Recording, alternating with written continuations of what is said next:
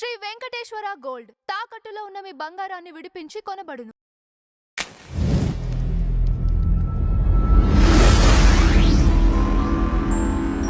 ఇక్కడ ఒకటండి, ఈ టెంపుల్కి వెళ్ళే ముందు ఇప్పుడు ఈ టాపిక్లో ఉన్నాం కాబట్టి, ఇప్పుడు మీకు హిందూ దేశంలో హిందూకి సంబంధించినవి దళితులు ముఖ్యంగా చెప్పాలంటే ఎవరైతే ఉన్నారో వాళ్ళకి రావాల్సినటువంటి కోటా ఏదైతే ఉందో ఇప్పుడు వీళ్ళు తీసుకుంటున్నారు అనేది వాళ్ళలో ఇప్పుడు పెద్ద చర్చనీయాంశమైంది. సో మరి వాళ్ళకి న్యాయం చేయడానికి మరి హిందూ ధార్మిక సంఘాలు కానీ మరి వాళ్ళంతా ముందుకు వస్తున్నారా? పోనీ ఈ టైంలో అన్న ఒక సుప్రీంకోర్టు ఆర్డర్ పాస్ అయిన తర్వాత అయినా సరే యాక్షన్ తీసుకొని దాన్ని యుద్ధ ప్రాతిపదికగా వాళ్ళందరికీ న్యాయం చేస్తే ఆ దళితులు ఒక బ్యాడ్ సిగ్నేచర్ ఉంది. ఏది ప్రీవియస్ మమ్మల్ని ఇట్లా అణగారిన వర్గాలుగా దూరంగా నెట్టివేయబడ్డాం మేము, అదన్నా పోతుంది కదా ఇప్పుడు. అట్లీస్ట్ వాళ్ళకి నెగ్లెక్టెడ్, మేము నెగ్లెక్టెడ్ చేయబడ్డాం అనే భావన నుంచి అదే దాన్ని మీది చాలా మంచి ప్రశ్న. First of all congrats you, చాలా మంచి ప్రశ్న అన్న. కొంతమంది వచ్చారు, బట్ మీరు నేనేమంటే నా పాయింట్ ఏంటంటే మీరే ఈ ప్రశ్న నన్ను మాత్రమే కాకుండా ఎవరైతే పెద్ద తలకాయలని చెప్పబడతారో సనాతన ధర్మంలో కాషాయం కట్టుకున్న వాళ్ళు కానీ తెల్ల బట్టలు కట్టుకున్న వాళ్ళు కానీ శిఖలు పెట్టుకున్న వాళ్ళు కానీ ఇలా పెద్ద మనుషులు పెద్ద తలకాయల దగ్గరికి వెళ్ళి ఈ ప్రశ్న మీరు అడిగితే చాలా బాగుంటుంది అనేది నా అభిప్రాయం. తప్పకుండా, కానీ మీ ద్వారా ఒక సందేశం ఇవ్వచ్చు ఇప్పుడైనా. ఇప్పుడైనా ఇవ్వచ్చు. ఇప్పుడు దాని అర్థం అదే, ఖచ్చితంగా మాట్లాడాలి. సో బాధ్యత ఉంది. అప్పుడు ఖచ్చితంగా న్యాయం జరుగుద్ది. ఎవరైతే ఉన్నారో వాళ్ళందరూ కూడా గర్వాపరిచి మీరు ఇంకా ప్రచారం చేయాల్సిన అవసరం లేదు, అందరూ ఆటోమేటిక్గా వచ్చేస్తారు. అంటే మా ఇంట్లోనే న్యాయం జరుగుతున్నప్పుడు ఇంకో ఇంటికి వెళ్ళాల్సిన అవసరం లేదు అనేది ఉంటుంది కదా. మంచి మాట, అదే చాలా మంచి మాట, చాలా మంచి మాట. వీళ్ళు ఇప్పుడు ఒక అంటే ఇప్పటిదాకా జరిగిన ఈ తంతు ఏదైతే ఉందో గత 70 ఏళ్ళుగా నేమ్ ఆఫ్ క్యాస్ట్ కేసులు పెట్టాలి కావచ్చు, ఎన్ని జీవితాల్లో నాశనం చేశారు ఫేక్ కేసులు పెట్టి. పాపాత్మ ఎవరో 26 ఏళ్ళు ఉన్నప్పుడు ఫేక్ కేసు పెట్టి పంపించారు జైలుకి. వాడు ముసలోడయ్యాక బయటకు వచ్చాడు, అమ్మ చచ్చిపోయి, నాన్న చచ్చిపోయి, చెల్లి చచ్చిపోయి, వాడు బోరుని ఏడుస్తున్నాడు. ఇప్పుడు ఆ కేసు కూడా నిజం కూడా కాదు, కేవలం పగతో పెట్టింది. సో కాబట్టి ఇప్పటిదాకా వీళ్ళు ఒక నక్క పులితోలు కప్పుకుని తోటలో పడి తినేస్తుంది. ఎవడో వచ్చి దాన్ని తీసేయాలి. అది గాడిద పులితోలు కప్పుకుని తోటలో తినేస్తుంది. సేమ్ ఆ తోలు సుప్రీంకోర్టు తీసింది. సో హిందువులు ఇప్పుడు బాధ్యతతో, హిందువుల్లో పెద్ద సంస్థలు, హిందువుల్లో యొక్క ఐడెంటిటీ ఎవరైతే ఉన్నారో స్వామీజీలు వాళ్ళంతా మాట్లాడారు ఖచ్చితంగా. రఘురామకృష్ణరాజు గారు చాలా పద్ధతిగా చట్ట ప్రకారం వెళ్తున్నారు. కానీ కుమార్గాళ్ళు ఉన్నారు, కొందరు కుమారులు, వీళ్ళంతా మతం మారిన బ్యాచ్. అదే నీతి లేని వాళ్ళు, మతం మారిన నీతి లేని. ఈ నీతి లేని బ్యాచ్ ఇప్పుడు రామాలయం కడితే చర్చికి వెళ్ళే ఉడికేంటి ప్రాబ్లం? బోల్డ్ చర్చిలు కట్టారు, ఎవరిని అడిగాడే?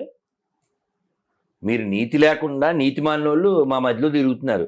పేరు మోహనం, పేరు మధు, పేరు సుబ్బారావు, పేరు వెంకటరావు. నీ ఐడెంటిటీ దాచేసి, నీ ఒరిజినాలిటీ దాచేసి అందరికీ హిందువులా బిల్డప్ ఇచ్చి బతుకుతున్నావు. చర్చి పెట్టి నిన్న కూడా ఫోన్ వచ్చింది వైజాగ్ నుంచి, ఎవరో ఒక ఆవిడ వచ్చింది, రేకుల షెడ్ వేసింది, మొదలెట్టేసింది మైక్. కంప్లైంట్ చేస్తే మళ్ళీ అక్కడ పెద్ద బిల్డింగ్ కట్టేసింది. ఇప్పుడు సమ్మర్ క్యాంప్ గుంటూరులో సమ్మర్ క్యాంప్ అని చెప్పడం ఏళ్ళు వేపేశారు. ఈ క్రైస్తవ దరిద్రం. కానీ ఒకటండి, ఇక్కడ రఘురామకృష్ణరాజు గారు ఒక డిప్యూటీ స్పీకర్గా ఒక ఉన్నత పదవిలో ఉన్నారు, ఆయనకంటూ పవర్స్ ఉంటాయి. అలాంటి వ్యక్తికే ఇంత జరుగుతుంటే సామాన్యుడు గుడి ఆయన ఆ మాట ఆయనే అన్నారుగా. అదే సామాన్యుడి పరిస్థితి, అసలు హిందూ దేశం అంటున్నారు. మరి మీరు అర్థం చేసుకోండి.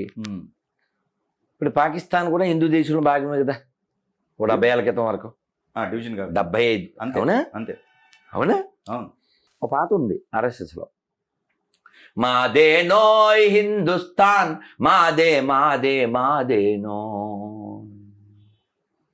మాదేనోయ్ హిందుస్థాన్, మాదే మాదే మాదేనో. అందులో సింధు ప్రాంతము మనదేనో, హిమగిరి మనదేనో చాలా బాగుంటుంది. ఏది సింధు ప్రాంతం సింధు ప్రాంతం ఎక్కడుంది ఇప్పుడు? అంటే మనకు కూడా కలుసుద్ది కొంత. ఓకే ఇప్పుడు సింధు అనే పదం, సింధు నది రైట్ ఎవరి అండర్లో ఉంది ఇప్పుడు? పాకిస్తాన్ అండర్లో. ఇప్పుడు అక్కడ సింధు ఒక ప్లేస్ ఉంది, ఒక జిల్లా. ఆ పోలీసుని సింధు పోలీస్ అని పిలుస్తారు. మీరు దురంధర్ 2లో కూడా చూడొచ్చు, అంత కనబడుతూ ఉంటుంది దానికి. ఈ సింధు ఎక్కడిది? ఇస్లాంకి ఏం సంబంధం లేదు.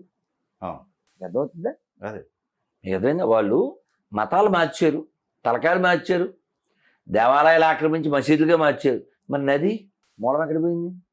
అందుకే నేను పాటలో చెప్పాను కదా, James father Jackson, Jackson father Gibson, Gibson father Jaipal, Jaipal father Jairam, grand father ఒక్కడే, గతమంతా మనదొక్కటే. వీళ్ళ మూలం ఇదే. ఇదంతా ఎందుకు చెప్తుందంటే, ఇప్పుడు ఆఫ్ఘనిస్తాన్లో ఒక గుడి లేదు. అది ఏంటి? ఒరిజినల్గా ఏంటిది? దుర్యోధనుడు వాళ్ళ అమ్మమ్మ గారు ఊరు, గాంధార దేశం, గాంధారి పుట్టిన ప్లేస్. ఎందుకు లేదు అక్కడ ఒక్క గుడి కూడా? ఒకే ఒక్క హిందూ బతికున్నాడు మొన్నటి దాకా. ఈ వీళ్ళని ఏమంటారు, ఇప్పుడు ఉండే తాలిబన్స్ రూలింగ్ కదా ఇప్పుడు. ఒకే హిందూ గుడిలో ఉన్నాడు, రాముడి గుడి. వీళ్ళంతా ఇంకెవరు లేరు కదా, ఇండియా వెళ్ళిపోతే బతకచ్చు కదా. ఇన్నాళ్ళు రాముడిని నమ్మాను, ఉన్నా పోయినా ఆయనతోనే అని చంపేశారు. అది వేరే కథ అనుకోండి.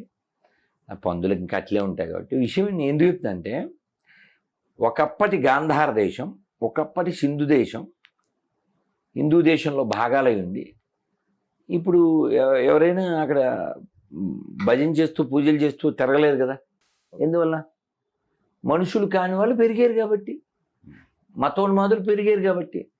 సో కాబట్టి ఇప్పుడు పోనీ పాత విషయాలు ఎందుకండి? Nigeria, what going on now? కావాలితే అడగండి గూగుల్ తల్లిని అడగండి. What's going on in Nigeria present now? What happen to Christians in Nigeria now? In early 2026, Christians in Nigeria, especially in the north and middle belt, are facing severe persecution. Extremist groups are responsible for targeted killings, abductions, and church attacks. Some of అర్థమవుతుందా? రోజు పాపం pastor అయితే ఏడుస్తున్నాడు, మేము మా ఇంట్లో కంటే రోజు శ్మశానంలోనే ఎక్కువసేపు ఉంటున్నాం, ఎందుకంటే చంపిన వాళ్ళందరినీ కప్పెట్టడానికి. Is crying literally. ఇదంతా ఎందుకు జరుగుతుందంటే, ఎందుకు జరుగుతుంది? ఏం పెరిగితే జరుగుతుంది? ఫ్రాన్స్ పరిస్థితి ఏంటి తెలుసా? యూకే పరిస్థితి ఏంటి తెలుసా? యూకేలో ఎన్ని సిటీలు ఉన్నాయి, ఎవరు మేయర్లో తెలుసా పోనీ? నాన్ లోకల్స్ మేయర్స్ తెలుసా పోనీ? రోడ్ల మీద పరిస్థితి ఏంటో తెలుసా? దీనికి కారణం ఏంటో తెలుసా? ఎడారి మతాలు. కాబట్టి అది ఎడారి 1 అయినా 2 అయినా ఎక్కడ పెరిగినా దాని యొక్క విపరీత చర్య అలాగే ఉంటుంది. కాబట్టి ఇక్కడ పాయింట్ ఏమిటంటే, హిందువుల్లా బతకాలి. నేను శర్మను ఒకడో, వర్మను ఒకడో, రెడ్డను ఒకడో, శెట్టన ఒకడో బతికితే మట్టి అయిపోతారు. పహల్గావే దానికి సాక్ష్యం. పహల్గావ్లో తుపాకీ పెట్టి ఏం చెప్పారు? మీరు రెడ్డి గారని అడిగారా, కాపులని అడిగారా, కమ్మోళ్ళని అడిగారా? హిందూ అయితే కాల్చారు. రైట్. ఇక్కడ ఒక పాయింట్ ఉందండి. ఎస్, మీరు అన్నది వాళ్ళకి మతం పరంగానే టార్గెట్ ఉంది. కానీ ఇక్కడ వీటిలో చూసుకున్నట్టయితే కులాల వైజ్గా డివిజన్ చేసి ఉన్నారు. ఎక్కడ? హిందూ మతంలో ఇన్ని కులాలుగా డివిజన్ చేసి ఉండటం వల్లే కదా ఇప్పుడు ఎదుటి వ్యక్తికి మతమే కనిపించేది. చూడండి, ఎప్పుడైతే ఆ యూనిటీ కలుసుద్దో. ఐ అగ్రీ, మీ ఉద్దేశం నాకు అర్థమైందా? మనలో కులం అనేది లేదు వాస్తవానికి, మనది వర్ణాశ్రమం. అబ్దుల్ కలాంని నువ్వేమని భావిస్తావు? ఆయన ఒక మంచి గ్రేట్ పర్సన్. ఎగ్జాక్ట్లీ. ఇప్పుడు హిందూ మతం ప్రకారం చెప్తే ఈజ్ ఏ బ్రాహ్మణ. ఎలా? ఈజ్ వెల్ ఎడ్యుకేటెడ్ కదా, హైలీ ఎడ్యుకేటెడ్ పర్సన్. ఓకే. ఆయన మెసేజ్ తయారు చేశాడు కాబట్టి ఈజ్ ఏ క్షత్రియ. ఆయన గురించి ఎంత గొప్పగా చెప్తారు చాగంటి గారు. చెప్పు, ఎవరినో ఒక ముస్లిం ఆరేటర్, స్పీకర్ అబ్దుల్ కలాం గురించి గొప్పగా చెప్పింది ఏదో వీడియో ఉంటేనే పంపించండి. మన రెస్పెక్ట్ దేని వల్ల ఇచ్చామా అబ్దుల్ కలాంకి? మతం వల్ల ఇచ్చామా? గుణం వల్ల ఇచ్చామా? యోగ్యత. బిస్మిల్లా ఖాన్ ఆయన షహనాయి కొడితేనే శివుడి గుడి కాశీలో తీసేవారు. వాహ్ తాజ్ అనేవాడు తబలా. జావేదా ఆయన పేరు, ఉస్తాదా ఆయన జాగ్రత్త. ఆయన చెప్పాడు ఇంటర్వ్యూలో, అవును మా పూర్వీకులు అంతా హిందువులే, మేము దీని సరస్వతి దేవి అన్నాడు. మూలం మర్చిపోవడం వల్ల జరుగుతుంది. ఇప్పుడు ఈ మన సనాతన ధర్మంలో కులం అనే కాన్సెప్ట్ కాదు, కేవలం నీ పనిని బట్టి చాతుర్వర్ణ మయా సృష్టం గుణకర్మ విభాగశ. ఇక్కడ ఇంకోటి అండి, అయితే ఇక్కడ విడగొట్టి హిందువుల్ని మతం మార్చడానికి స్కెచ్ గీసి దాన్ని బూచిగా చూపించి మతం మార్చారు. ఎప్పుడో అమ్మతో గొడవ వద్ది, ఎప్పుడో నాన్నతో గొడవ వద్ది, ఏదో విషయంలో అమ్మ నాన్న కాకుండా పోతారేంటి? మీ ముందే గొర్రెకి మెసేజ్ పెట్టాను, మరి వాడు ఫోన్ చేయలేదేంటి? మీ అమ్మ నాన్న పేరు నువ్వు నమ్మిన ముష్టి బైబిల్లో ఉంటే వెంటనే ఫోన్ చేయన్న, ఎందుకు ఫోన్ చేయలే? వాడికి పేరు కూడా పెట్టలేకపోయాడు. వాడు పరలోకం ఎలా ఎత్తాడు? ధైర్యంగా నేను క్రిస్టియన్ని అని చెప్పుకోలేకపోయాడు వాడు. సో కాబట్టి ఇక్కడ పాయింట్ మతం కాదు, ఇమ్మొరాలిటీ. అంటే ఏంటి? నిజాయితీ లేకపోతే. ఒక హిందువుగా మీరు, నేను, స్వామి అందరం చెప్తాం ఏమని, నాకు మతం కంటే, ప్రాంతం కంటే, భాష కంటే, కులం కంటే, పార్టీ కంటే, ధనం కంటే ఎదుటి వ్యక్తి ముఖ్యం, మనుషులే ముఖ్యం. నేను గుళ్ళో కూర్చొని చెప్తా ఇదే మాట. మసీదులో చర్చిలో చెప్పించండి, ఎందుకు చెప్పలేరు? వాళ్ళకి మతమే ముఖ్యం. ఇస్లాం కానీ క్రైస్తవం కానీ బోధించిన మతం.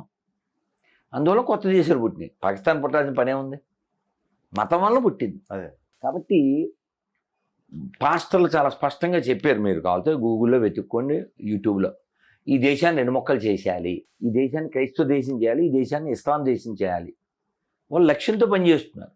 కానీ బాధాకరం ఏంటంటే ఇన్ని జరుగుతున్నవి కనబడుతున్నప్పటికీ మన సెక్యులర్ కుక్కలో ఇంకా అన్ని మతాలు సమానం అంటాం. అన్ని మతాలు సమానం అనేది నిరూపిస్తే 10 లక్షలు ఇస్తానని పబ్లిక్లో చెప్తున్నాను నేను. అదే మనం మారాలి అనేది ఇదొక్కటే.